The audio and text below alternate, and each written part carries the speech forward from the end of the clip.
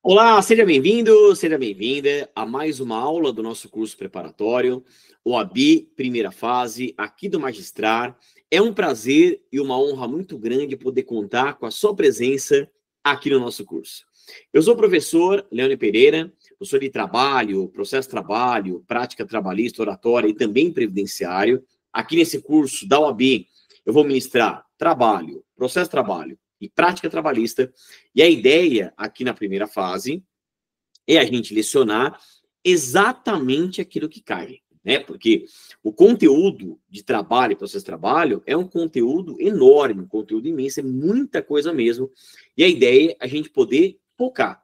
O que a banca OAB, FGV normalmente cobra, contempla na prova? É isso que a gente vai estudar, tá bom?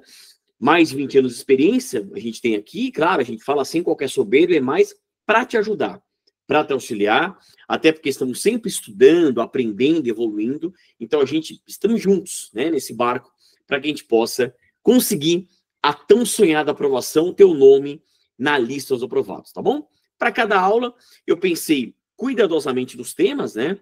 Então, no tema, a gente vai ter 1 ou 2 blocos de aproximadamente 25 minutos, preparei um PowerPoint, e aí no final, dando tempo, eu também separei uma questão temática para que a gente possa fazer, a gente possa treinar.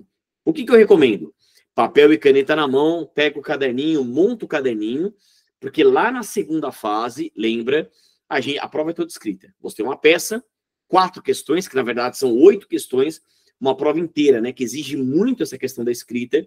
Então, desde a primeira fase, vale a pena você anotar as aulas. Claro, sendo possível, é óbvio, né? Você está fazendo o curso online para assistir aula de manhã, à tarde, à noite, madrugada, final de semana, quando você, né, achar melhor ou quando você conseguir. A gente sabe que a vida de cada um, todo mundo tem as suas dificuldades, né? Mas a ideia é ter dedicação, disciplina, paciência, perseverança, resiliência, rumo ao nome na lista dos aprovados, tá bom? Então a ideia nossa é essa. Vamos compartilhar aqui, compartilhar com vocês, portanto, o nosso PowerPoint. É o tempo de você se arrumar para a gente começar também. Tá aí, pessoal. Tá bom? Então, olha só. Maravilha. Então, tá aí. Muito bom. Então, aqui, pessoal, começar colocando para vocês, aqui, o meu Instagram. Ó, professor Leone Pereira. Professor Leone Pereira. Lá você tem acesso a notícias, a atualizações diárias, vai ter acesso também ao meu WhatsApp, ao grupo de WhatsApp, muita coisa bacana aí para vocês. Tá bom? Posso avançar? Vamos lá. Então, olha só, pessoal. Então, nós temos aqui o nosso tema da aula. Então, vamos lá. Direito do trabalho. Aula 1. Tema da aula. Relação de trabalho e relação de emprego. Tá aqui, pessoal. Relação de trabalho e relação de emprego. Chama atenção para quem nunca viu, né? Como assim relação de trabalho e relação de emprego? São expressões sinônimas ou não? Não são, e vou mostrar para vocês aqui, ó. Então, eu coloquei nessa introdução a ideia, pessoal, da relação de trabalho como um gênero, um termo mais amplo, comportando várias espécies, e essa é a diferença básica comparando com relação de emprego. Então, se você quiser anotar, e vale a pena, toda relação de emprego é uma relação de trabalho, mas nem toda relação de trabalho é uma relação de emprego. Eu vou repetir. Toda relação de emprego é uma relação de trabalho, mas nem toda relação de trabalho é uma relação de emprego. Todo empregado, pessoal, é um trabalhador, sem dúvida. Só que nem todo trabalhador é um empregado. É essa a ideia, tá bom? E eu vou desenhar para vocês aqui. Então, imagina o seguinte, ó. Imagina que a gente tenha, tá? Um círculo maior aqui, ó, né? E esse círculo maior, pessoal, você vai anotar assim no seu caderno, é a relação de trabalho. Então tá aí, pessoal, a relação de trabalho. Então, a relação de trabalho é tudo isso aqui. Nós temos várias relações de trabalho, eu vou explicar. Aí, pessoal, aqui no meio, nós temos, e estou sendo generoso, aqui nós temos a relação de emprego. Então, a gente sabe que a relação de emprego é uma espécie do gênero relação de trabalho. Mas nós temos outras relações de trabalho? Claro que temos. Você pode anotar. Nós temos o trabalho autônomo, o trabalho avulso, o trabalho eventual, o trabalho voluntário, o próprio estágio, pessoal. O estágio, regido pela Lei 11.788 de 2008, intitulada Nova Lei do Estágio, lá você tem direito, por exemplo, estagiário já caiu no exame de ordem e não tem direito às férias. Tem direito a um recesso, que é o Instituto Jurídico Inferior. Estagiário não tem contrato de trabalho em tese, tem termo de compromisso. Então, se o estagiário quiser ingressar com ação, discutindo não reconhecimento de vínculo, não. Direitos da própria lei do estágio que não foram cumpridos, não foram adimplidos pelo tomador de serviço. Ele vai entrar com essa ação na Justiça do Trabalho e é uma relação de trabalho, não é uma relação de emprego. Tudo bem? Então, essa é uma ideia básica. Claro, frisa-se aqui. Qual é, pessoal, a principal relação de trabalho? Claro, é a relação de emprego. Tá bom? Vamos avançar, vamos lá? E aí chegamos aqui, ó. Relação de emprego. Vamos colocar para vocês aqui. A gente pode, é uma fórmula, pessoal. É uma espécie de relação de trabalho, mas o quê? Os requisitos caracterizadores do vínculo empregatício. Aqui, ó, requisitos caracterizadores do vínculo empregatício, também chamados de elementos fáticos jurídicos ou pressupostos. Pessoal, tanto faz. A gente pode chamar de requisitos, elementos ou pressupostos. É essa a ideia. Então, o que diferencia uma relação de emprego de uma mera relação de trabalho são esses requisitos. Os famosos requisitos que devem estar presentes para que o vínculo seja caracterizado, seja consubstanciado.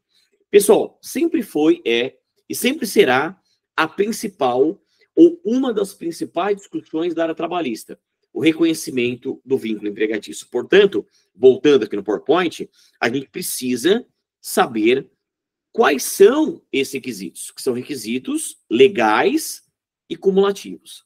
Você vai anotar no seu caderno. Como assim legais? A lei diz quais são. E como assim cumulativos? Todos deverão estar presentes. Então, hoje prevalece o entendimento que o reclamante tem que provar requisito por requisito. E se a reclamada ela derrubar algum requisito, eu não tenho a configuração do vínculo. E por que isso é importante, pessoal? Muito importante, né? Porque é da configuração do vínculo que há que se falar em aviso prévio, anotação da carteira, 13º, descanso semanal, férias, fundo de garantia e por aí vai. Tá bom? Muito bem. Vamos avançar. E aí, pessoal, nós temos artigos básicos, que são os artigos 2º e 3º da CLT. Mais precisamente, o artigo 2º caput, que traz o conceito de empregador, e o artigo 3º caput, que traz o conceito de empregado. Pessoal, aqui eu sei de cabeça, mas a gente vai ler a letra da lei, porque, a meu ver, fica interessante para que a gente possa entender da onde os requisitos são extraídos. Vamos lá? Então, deixa eu parar o compartilhamento aqui. E agora eu vou compartilhar com vocês aqui, pessoal, a nossa CLT. Você vai abrir o material também. Vamos compartilhar? Ó, deixa eu colocar para vocês aqui. Isso, a própria CLT. Olha que interessante, ó. Então, nós temos aqui a CLT. Conceito de empregador, pessoal. Quem que é o empregador? Empregador é a empresa individual ou coletiva que, assumindo os riscos da atividade econômica, admite, assalaria e dirige a prestação pessoal de serviço. A gente vai ver com mais calma, mas essa é a ideia da pessoalidade. Então, está aqui o conceito de empregador. Quem é o empregador? É a empresa individual ou coletiva que, assumindo os riscos da atividade econômica, admite, assalaria e dirige a prestação pessoal de serviço. Tá? Depois eu vou deixar claro, né, mais didático, lá no nosso PowerPoint. Depois tem as parágrafos, a gente vai analisar. E aqui, pessoal, o artigo 3º traz o conceito de empregado. Então, empregado, quem que é empregado? Olha só, é toda pessoa física que prestar serviços de natureza não eventual ao empregador, sob a dependência deste e mediante salário. Então, vamos lá. Empregado é toda pessoa física, depois veremos com mais calma, que presta serviço de natureza, olha que curioso aqui, pessoal, não eventual a empregador, sob a dependência deste e mediante salário. Então, agora a gente aprendeu qual é o conceito de empregador, artigo 2º caput da CLT, e o conceito de empregado, artigo 3º caput da própria CLT, tá bom? Então, com isso, pessoal, deixa eu colocar para vocês também, ó. Alguns juristas também mencionam aqui o artigo 6º, tá? Eu vou colocar também no material, ó. Artigo 6º. Não se distingue entre o trabalho realizado no estabelecimento do empregador, o executado no domicílio do empregado e o realizado à distância, desde que estejam caracterizados os pressupostos da relação de emprego. Aí vem o parágrafo único. Os meios telemáticos informatizados de comando, controle e supervisão se equiparam para fins de subordinação jurídica aos meios pessoais diretos de comando, controle e supervisão do trabalho alheio. Então, pessoal, perceba, né? Com isso, a gente consegue entender, né, que é daqui que a gente entende quem é o empregado, quem é o empregador, que são os sujeitos da relação de emprego, os sujeitos do contrato individual de trabalho e quais são os seus requisitos. Então, vamos voltar ao nosso PowerPoint, só para a gente entender aqui direitinho. Muito bem, vamos lá. Tá aqui, pessoal. Estou compartilhando. Isso já apareceu na tela para vocês. Ótimo. Então, também vou colocar para vocês, ó, como apareceu, também vou colocar aqui para vocês o artigo 6º, tá, da CLT, porque alguns juristas mencionam ele também. Tá bom. E aí tá aqui, ó. Qual é, eu vou sempre colocar essa abreviatura, ó. Qual é, pessoal, a posição majoritária na doutrina e na jurisprudência? Que nós temos, portanto, 5 requisitos que caracterizam a relação de emprego. 5 requisitos. Pessoa física ou natural, pessoalidade, também chamada de infungibilidade ou intuito personae, a não eventualidade, que é a habitualidade, a onerosidade, que tem íntima relação com o salário, veremos em aula específica, salário, vem do latim salarium, que significa sal, que era moeda de troca em Roma. Então, sempre que eu penso em salário, vem de uma ideia de contraprestação, de retribuição, e a subordinação jurídica, que veremos também, curioso, né?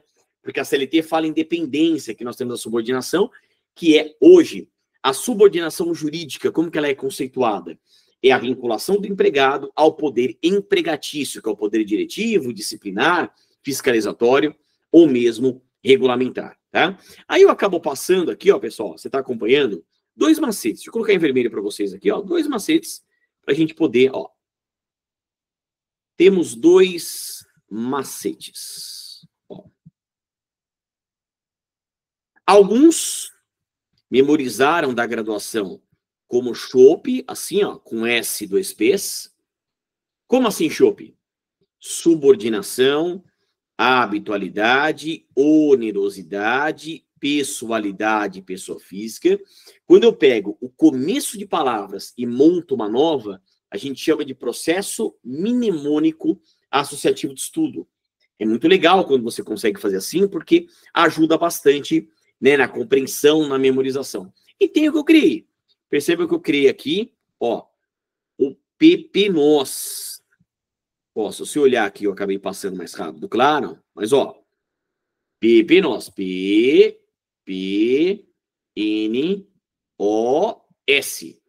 Pessoa física, pessoalidade, não eventualidade, onerosidade e subordinação jurídica. Tá claro? Podemos avançar? Muito bem. Aí, pessoal, o que que eu fiz? Eu acabei fazendo algumas observações para que a gente possa detalhar ainda mais, tá? Então, primeira observação, vamos lá. Então, temos aqui a nossa primeira observação. OBS 1, ó, exclusividade. Qual é a posição... Opa, deixa eu apagar aqui. Qual é a posição majoritária na doutrina e na jurisprudência, pessoal? Hoje nós temos aí como posição majoritária na doutrina e na jurisprudência que a exclusividade, ela não é requisito do vínculo. É claro, eu não vou negar, falando aqui da prática. Se nós nos depararmos com algum caso concreto em que tem exclusividade, a exclusividade acaba reforçando o vínculo empregatício. E a ausência de exclusividade acaba enfraquecendo o vínculo. Mas a exclusividade não é requisito do vínculo empregatício pela posição majoritária. Pessoal, podemos aqui colocar como exemplos, tá? Então, exemplos. Vamos colocar assim, ó, exemplos, para você anotar no seu caderno. Então, como exemplos, nós temos os profissionais de saúde. Os profissionais de saúde. Muito comum, pessoal, médicos, enfermeiros ou enfermeiras trabalharem em mais de um hospital. Também, ó, além de advogado, eu sou professor, os professores. Professores é o muito comum. De nível fundamental, de nível médio, de nível superior, trabalhar, por exemplo, nível superior, trabalhar em mais de uma universidade, eu também sou professor de graduação e lá tem um vínculo empregatício. Pessoal, é muito comum. E mais, nada impede uma exclusividade ser negociada para altos empregados, que é a cláusula de não concorrência ou de não compete. Nada impede. Isso existe, mas nós temos vários requisitos, que não é o caso aqui. Se cair no exame de ordem, como já caiu, está lá no meio da alternativa exclusividade. Qual é a posição que prevalece, pessoal? Que não é requisito do vínculo empregatício. Tá bom? Lembrando, quais são? Pessoa física, pessoalidade, não eventualidade, onerosidade e subordinação. São requisitos legais e cumulativos. Tá certo? Muito bem. E tem um artigo, pessoal, que eu gosto de separar, só para a gente lendo a CLT, se acostumando, né? Que é o artigo 138 da CLT. Que é um artigo que inicialmente não tem nada a ver, porque fala de férias. Mas quando a gente lê esse artigo, a gente percebe que a própria CLT contempla que a exclusividade não é requisito do vínculo, permitindo a prestação de serviços em mais de um lugar. Vamos lá? Ó, vou compartilhar com vocês aqui. Vamos de novo na nossa CLT. Muito bem, tá aqui, ó. CLT. Compartilha, já vai aparecer na tela para vocês. Legal. Muito bem. Então, tá vendo? Quando eu olho aqui a CLT, ó, CLT. Vamos subir aqui. Artigo, ó, 138 da CLT. 138. Tá aqui, ó. Ó. Durante as férias, o empregado não poderá prestar serviços a outro empregador. Claro. Qual que é o objetivo principal das férias, pessoal? É a recuperação das energias físicas e mentais. Claro. Só que o que importa é essa parte final aqui, ó. Salvo se estiver obrigado a fazê-lo em virtude de contrato de trabalho regularmente mantido com aquele. Entende? Então, se está falando salvo se estiver obrigado a fazê-lo em virtude de contrato de trabalho regularmente mantido com aquele, aí nesse caso a CLT contempla a possibilidade de mais de um vínculo empregatício. Quer dizer, se eu trabalho em 2 lugares, eu consigo sair de férias de um lugar, mas infelizmente eu não consigo coincidir com outro lugar, até porque de acordo com a CLT, quem escolhe a época de gozo das férias é o empregador e não o empregado, curiosamente. Então, você tem a possibilidade aqui. Tudo bem, pessoal? Ficou claro? Posso avançar? Podemos avançar? Legal. Vamos voltar então ao nosso PowerPoint. Maravilha. E a gente continua a nossa apresentação. Tá bom. Já apareceu aqui, já está na tela. Apareceu para vocês também. Vamos lá. Vamos continuar. Segunda observação, pessoal. Isso já caiu no exame de ordem. Eu vou trocar a cor aqui para não confundir. Segunda observação. Vou pegar um azul aqui, ó. Princípio da alteridade. E a base é o artigo 2º da CLT, que a gente já leu. Ai, professor, eu não lembro o artigo 2º da CLT. Vamos lá de novo na nossa CLT, não tem problema. Eu consigo aqui dar um dinamismo muito legal na aula, ó. Vamos lá no artigo 2º da CLT de novo, vai aparecer para vocês. Você também está acompanhando aí. Artigo 2º da CLT, vamos lá. Artigo 2º, ó. Deixa eu ir aqui, vai mais rápido aqui pelo mouse. Pronto, ó. Artigo 2º. Considera-se empregador, a empresa individual ou coletiva aqui, aonde eu queria chegar, assumindo os riscos da atividade econômica, admite, assalaria e dirige a prestação pessoal de serviços. Mentaliza essa parte. Assumindo os riscos da atividade econômica. É daqui que a gente extrai a alteridade. Como assim? Então, vamos voltar no nosso PowerPoint. Ó, então, temos aqui. A gente vai lá, apareceu. A alteridade, pessoal, vem do latim altera. Tá? Vem do latim alter, que significa outro. Se você gosta de literatura, lembra de alter ego, Fernando Pessoa. A alteridade, nós temos dois conceitos. Né? Um é esse da CLT. É o empregador que assume os riscos de sua atividade econômica. Em outras palavras, pessoal, se deu lucro ou se deu prejuízo, problema de quem? Problema do empregador. Ele não pode compartilhar os riscos do negócio com o empregado. Não pode falar assim, olha, ó, esse mês, o mês não foi bom, então eu vou diminuir o seu salário. Eu não consigo pagar 100%, eu vou te pagar, sei lá, 80%, 70%. É claro que, pelo princípio da irredutibilidade salarial, pela própria Constituição, artigo 7º, inciso 6, só é possível a redução do salário de maneira excepcional, tendo norma coletiva, convenção coletiva ou acordo coletivo de trabalho, passando pelo sindicato. Tá? Um outro conceito, pessoal, vou colocar aqui no PowerPoint para você anotar também, é a ideia da alheiabilidade. Alheiabilidade. Quando eu falo em alheiabilidade, significa que o empregado presta serviços por conta alheia e não por conta própria. E essa é uma grande diferença do autônomo, que não tem subordinação porque ele mesmo atua por conta própria. O autônomo assume os riscos de sua atividade econômica, percebe? Essa que é a grande diferença. Então, se perguntarem na prova, o que é a alheiabilidade? O que é o princípio da alteridade? Significa que é o empregador que assume os riscos de sua atividade econômica e pela alheiabilidade, o empregado presta serviços por conta alheia e não por conta própria. Como já caiu no exame de ordem, nós vimos aqui, tá bom? Legal, pessoal? Posso avançar? Cafezinho? Estão servidos? Mais um cafezinho? Vamos lá. E aí chegamos aqui na observação 3. Deixa eu voltar aqui no preto, para a gente ir anotando. Ó. Eu não sei por quê, pessoal. Eles cobram essa súmula bastante. Que é a súmula 386 do TST, que é uma súmula que fala da relação jurídica entre o policial militar e a empresa privada. Aqui, pessoal, só para você entender, e o grande exemplo é esse, é o policial militar que ele começa fazendo bico de segurança. Você vai anotar. Ele começa lá fazendo bico de segurança.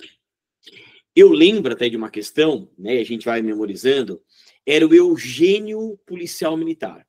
Então a questão falava o seguinte, Eugênio policial militar, ele começou a trabalhar lá num restaurante, isso a gente sabe que tem muito policial militar que faz bico de segurança em bares, restaurantes, e começou assim. Só que ele começou com horário para entrar, horário para sair, recebendo ordens, pagamento mensal. O que foi configurando na prática, pessoal? O vínculo empregatício. Aí, em um dado momento, o restaurante dispensou, entre aspas, como a gente fala na prática, deu um pé na bunda. E aí, esse policial militar te procurou como advogado trabalhista. Pergunto, e aí? Claro, você pode entrar com a ação, temos um amplo acesso ao Poder Judiciário, tudo bem, mas nesse caso, é possível o reconhecimento do vínculo empregatício entre o policial militar e a empresa privada? É legítimo? E em havendo essa possibilidade, e se o estatuto do policial militar trouxer o cabimento de eventual penalidade disciplinar? Ainda assim, é possível vínculo ou não? Pessoal, deu muito debate, deu muita discussão. A questão chegou no TST e o TST se posicionou. Está mostrando aqui para vocês, é a súmula 386 do TST. E não se preocupem, tá? Que na área trabalhista tem súmulas, tem OJs e tem também teses vinculantes, né? Vamos achar a súmula? Vou mostrar para vocês aqui, ó. Então, vamos lá. Ó, deixa eu compartilhar com vocês, já tá certinho. Tá a página aqui, isso. Essa página aqui de novo, compartilhar. E aí a gente vai na parte ali das súmulas e ordórias. Pessoal, tá aqui o livro, tá? Então, vou colocar para vocês aqui, ó, súmula 386. Já vai aparecer para vocês. Súmula 386 do TST. Olha o que entende o TST, pessoal. Policial militar, a gente fecha esse bloco aqui. Reconhecimento de vínculo empregatício com empresa privada. E tá aqui o texto. Presta atenção. Preenchidos os requisitos, é curioso, né? Porque ainda muito se fala só do artigo 3º da CLT, mas o ideal é o artigo 3º junto com o artigo 2º, porque em tese nós temos 5 requisitos do vínculo. Há quem defenda 4, há quem defenda 6, mas pela posição aí, boa para o exame de ordem, você pode adotar 5 requisitos. É legítimo o reconhecimento de relação de emprego entre policial militar e empresa privada. Para aqui. Então, é possível, é legítimo o reconhecimento. E aí, independentemente do eventual cabimento de penalidade disciplinar prevista no Estatuto do Policial Militar. Porque eles vêm, né, lá nas alternativas do exame de ordem querendo te confundir. Então, pouco importa, né, o que o Estatuto do PM vai prever ou qual a consequência, aí é problema dele com a Polícia Militar. Aqui na área trabalhista, veja, não é que a gente está defendendo um policial militar fazer bico de segurança, não é isso. Mas a gente não pode esquecer, olvidar a realidade. E aqui, pessoal, tem um grande princípio da área trabalhista que eu vou colocar no PowerPoint para você anotar também no seu caderno. Ó, então, qual é o princípio que nós temos aqui? Vamos lá? Aí nós temos, portanto, para a gente fechar esse bloco, deixa eu trocar a cor aqui, você vai anotar, pessoal. Vou colocar até em verde, ó. É o princípio da primazia da realidade. Anote no seu caderno. É o princípio da primazia da realidade. Um princípio esse que foi alinhavado pelo saudoso jurista uruguaio, Américo Pla Rodrigues, até aqui atrás, né? Tem várias obras aqui, na outra sala também aqui no meu escritório.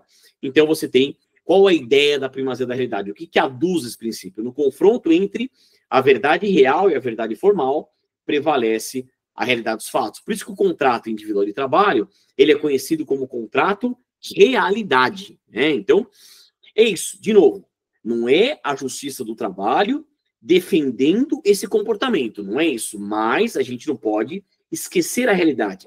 Se na prática, esse policial militar, em que pese ser um policial militar, mas presta serviço sendo uma pessoa física ou natural, com pessoalidade, não eventualidade, onerosidade e subordinação, vínculo empregatício. Tá claro? Pessoal, já até passei aqui os 25 minutos, né? A gente encerra esse bloco, a gente já volta no próximo, tá bom? Vou parar de compartilhar, só pra gente encerrar bonitinho aqui. Então, encerra esse bloco aqui e a gente já volta até daqui a pouco.